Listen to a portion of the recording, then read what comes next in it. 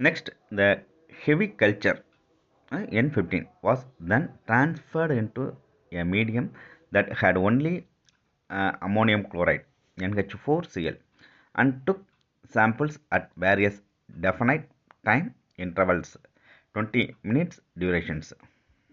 இதன் பிறகு கன நைட்ரஜன் வளர்ப்பிலிருந்து பாக்டீரியாக்கள் அம்மோனியம் குளோரைடு மட்டுமே உள்ள ஊடகத்துக்கு மாற்றப்படுகின்றது.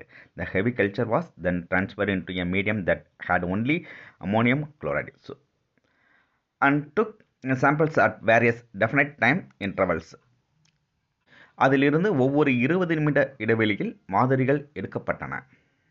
After the first replications, they extracted DNA and subjected it to density gradient centrifugation. முதல் இரட்டைப்பாதலுக்கு பிறகு பிரித்தெடுக்கப்பட்ட டிஎன்ஏ அடர்த்தி வேறுபாட்டு மைய விலக்கு சுழற்சிக்கு உட்படுத்தப்பட்டது. The DNA settled into a band that was intermediate in positions between the previously determined heavy and light bands.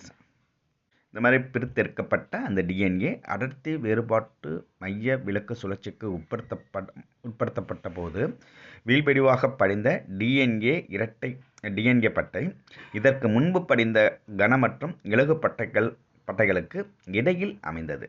Intermediate in positions அந்த light and ஹெவிக்கு intermediate இடையில் அமைந்திருந்தது.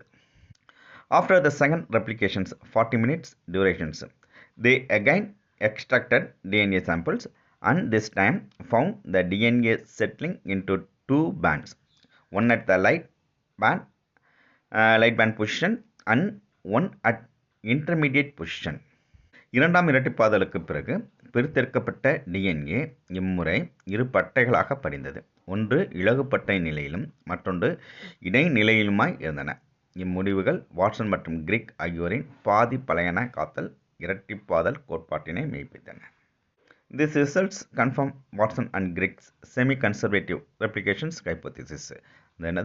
ஏற்கனவே சொன்ன மாதிரி வாட்சன் கிரிக்கோட பாதி பழையன காத்தல் இரட்டிப்பாதல் கோட்பாட்டினை மெய்ப்பித்தன. செமி கன்சர்வேட்டிவ் ரெப்ளிகேஷன் ஹைப்போதிசிஸை இது மெய்ப்பிக்கிற மாதிரி இருந்திருக்கு. இந்த இதில் என்ன வீழ்படிவில் ரெண்டாவது 40 மினிட்ஸில் என்ன இருக்குது, அந்த பாதி லைட் செயின்ஸும் அதுக்கப்புறம் இலகுப்பட்டை நிலையிலும் மற்றொன்று இடைநிலையிலுமாக இருந்தது. இந்த மாதிரி இருக்கிறது எதை நமக்கு உணர்த்துதுன்னு பார்த்தோம்னா, அந்த வாட்சன் கிரிக் சொன்ன மாதிரி பாதி பழையன காத்தல் இரட்டிப்பாதல் கோட்பாட்டினை இது மெய்ப்பிக்கிற மாதிரி இருக்குது. தேங்க்யூ.